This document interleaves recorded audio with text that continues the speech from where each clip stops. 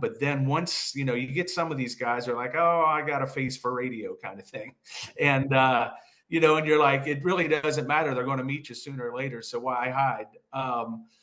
And so basically I just try to show them results. And then once they see the other people that I'm working with and they see the testimonials coming in, then they're like, okay, I got to try this because I need to, show up and get this done. Welcome to the Small Business Breakthrough Series, where each week we are highlighting small businesses that support small businesses. We are all about small business here at Mountain Freedom Coaching, and we want to make sure that we're finding the best in the industry that help with it. Today, we found the owner of Main Street Marketing, Dan Hahn, who specializes in working with different industry trades, but will help you with website, social, and SEO for your content marketing needs, especially in the organic spot.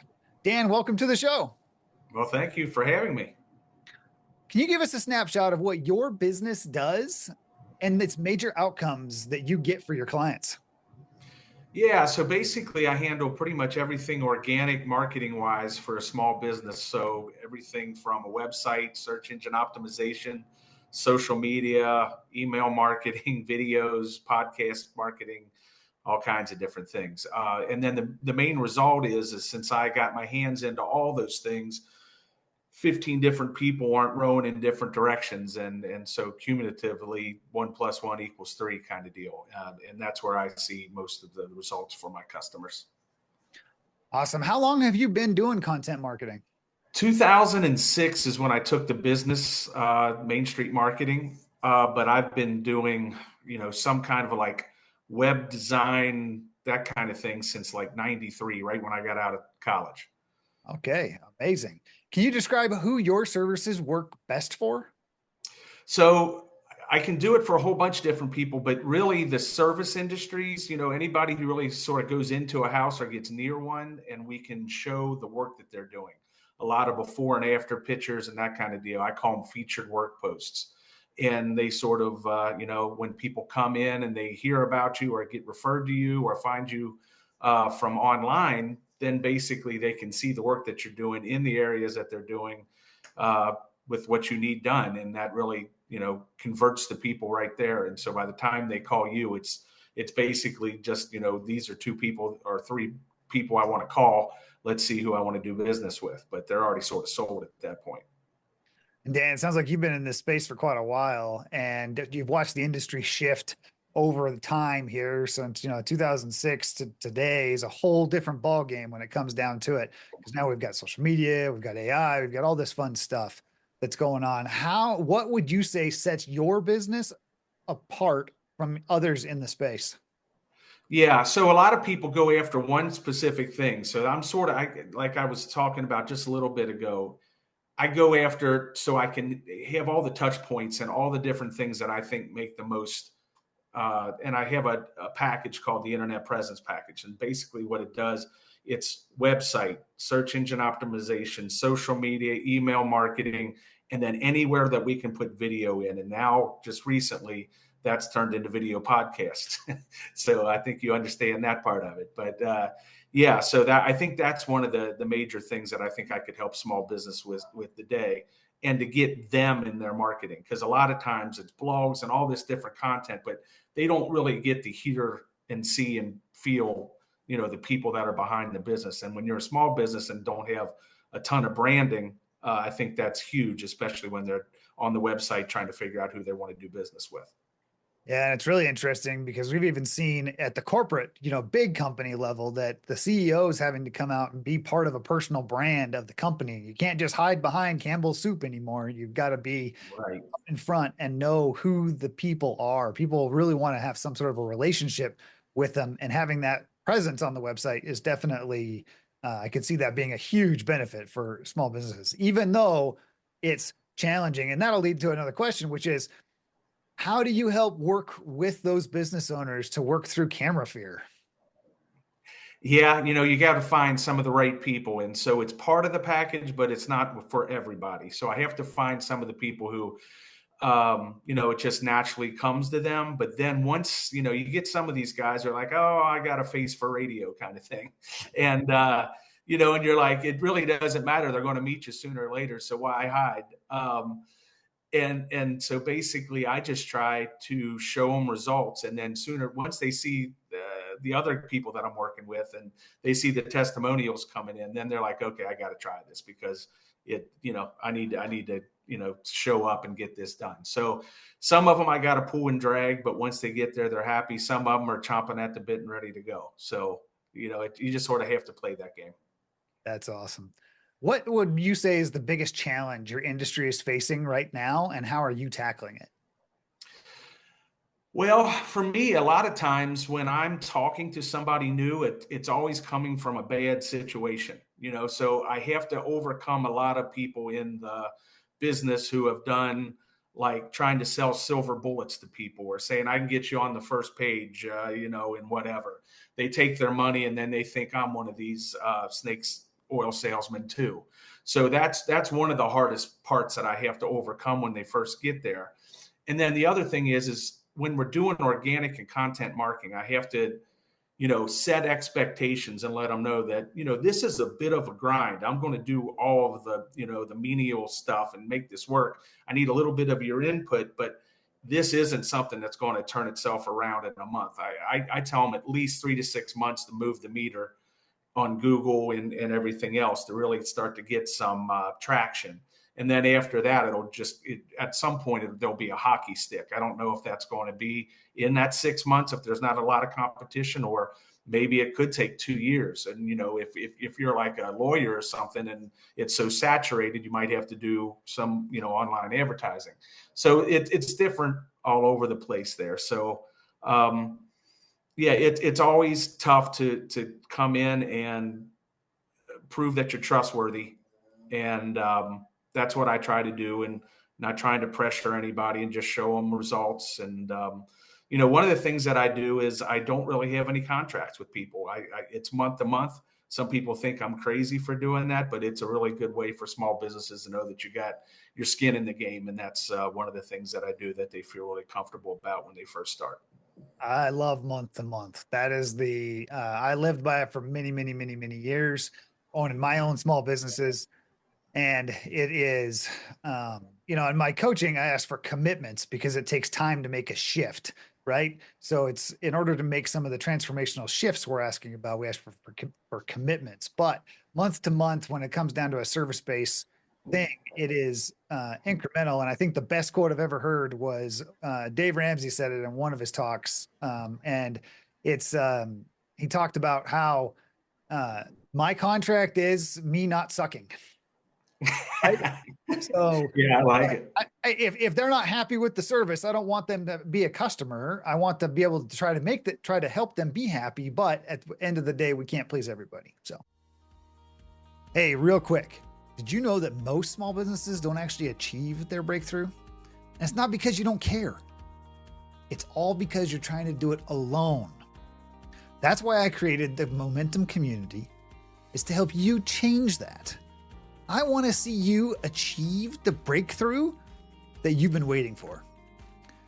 It's where we committed entrepreneurs come and get focused, get accountable, and finally build a business and life that you are meant for. If you want to learn more, click the link in the description below and enjoy the rest of the episode. Yeah. What would you say is, let me rephrase that one because that stuff started off in the wrong way. How do you see your field evolving in the next 5 to 10 years? There's been a big shift thus far, especially recently in the last 2 to 3. How's that next 5 to 10 looking in your eyes? Well, that's one of the reasons that I'm going so strong in the video podcasting and all that kind of deal, because I really think, with the YouTube shorts, Instagram reels, YouTube, all this kind of deal, that's what people really want.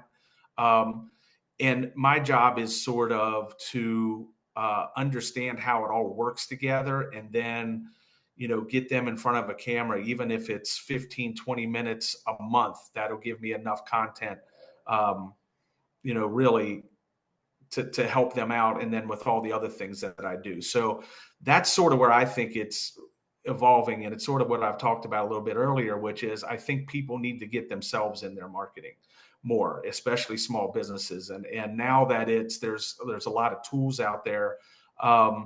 And the other thing is the bad, one of the only good things that I can think that maybe came out of COVID is all of this kind of you know everybody's comfortable talking on the computers now. Most people are. So that sort of got rid of a lot of that camera fear that we were talking about earlier too. So it seems like it's easier now. And then the other thing is a lot of the people, that are younger than me, the under 40 crowd or under 45 or whatever, they've grown up with this social media, and their whole life's, like the Truman Show, they've been on some kind of screen all the time. So they're expecting that and they're seeing that. And, as the demographics change and the boomers pass all that money to the younger ones and all that kind of deal. I mean, I just think that that's the way it's going. And I think if we can get a head start, that'll help the small businesses. That is amazing. Well, we talked a little bit earlier about getting to know the business owner themselves. Well, let's get to know you a little bit in the lightning round. You ready? Okay. I hope Hey, I do all right. yeah, don't worry. It's nothing too personal. Coffee or tea? Coffee. Okay, cats or dogs? All dogs. If you could grab only one weapon or item during a zombie apocalypse, what would it be? Oh my goodness. I'd need some kind of a bike because I can hardly run fast anymore. Just get out of Dodge. Let's go. Yeah, let's get moving. Okay. How about a favorite quote or phrase that you think about often? Oh, this is a little geeky, but what I can't now. I'm going to forget it. Yoda says something about uh, uh, there is no try. There's either do or don't, or something like that. I can't remember exactly how he says it, but I love that one. Yes, that is very good. Favorite movie or streaming series that you love? Streaming series. I'm really big into Bad Monkey. I'm getting a kick out of that because I'm in Florida here. Okay. Plus, I just love Vince Vaughn and stuff. But movie, I know it's old, but Casablanca is one of my favorite movies. I like The Illusionist too. That's been a while back, but I really like that one too. Yeah, I can't. No, it definitely a couple of good old classics. One book that has influenced your life the most. Huh. One book. I'm sort of a fiction guy. I don't do a lot of the self-help stuff. So I've read a bunch of Hemingway books, and it's given me a different look at things. I'd say out of all his, um, I'd say probably Sun Also Rises is probably my favorite. Okay. It gave me a little bit of a look for, since we're in America and stuff. I didn't really understand Paris and all this stuff in the 30s, so I really like that. Yeah, I was actually advised, one of my coaches, former executive coaches that I worked with, actually recommended reading a fiction book every so often because I read a lot of nonfiction, whether it's personal Yeah, or business or finance books, and always trying to figure out how to make things better on the business side. But he's like, you'd be surprised if you'll find some nuggets inside of some fiction. So I try to filter one or two in here or there, but. yeah. Okay, this is probably the hardest question, but it's also for those that have had some experience in life, like you and I, it comes fairly easy. You probably know exactly which one it'll be, which is what is your biggest obstacle that you've ever had to overcome and one lesson you learned from it? My biggest obstacle that I had to overcome was when I started this in 2006. I was sort of doing it with another job, so a little bit of a moonlighting situation. And then the Great Recession hit in 2008, and I got laid off. And so that was really terrible. And my first kid was on his way, uh, you know, baking, not even here yet. And I was like, oh no, what am I going to do? So I went on a couple interviews, and this guy looked at me and said, are you listening to me? And I said, no, I'm sorry. I'm not listening to you. I said, I just figured out I'm going in business for myself. I didn't say so I didn't have to work with people like you, but but that was my biggest one. And then it took 2 years, and my wife and I think my parents, especially my mother and stuff, thought I was crazy. And maybe thought I was making a mistake, but then, after about a couple years, everything worked out great. I've been there, done that. At least Yeah. to a point with the family, not thinking thinking you're crazy and whatnot. I definitely fall underneath the odd duck category. I'm the only entrepreneur across multiple generations. So fantastic. It's been a great show. It's been great to have you on the podcast. What is the best way that our listeners can get a hold of you if they want to collaborate with you and learn more about Main Street marketing? Yeah, really just go to my website. Everything's there. I've got, everything because I've been building it forever. So it's main-street-marketing.com. Okay, we'll have that information in the show notes below. And Dan, again, it has been such a great pleasure to have you on the show. And until next time.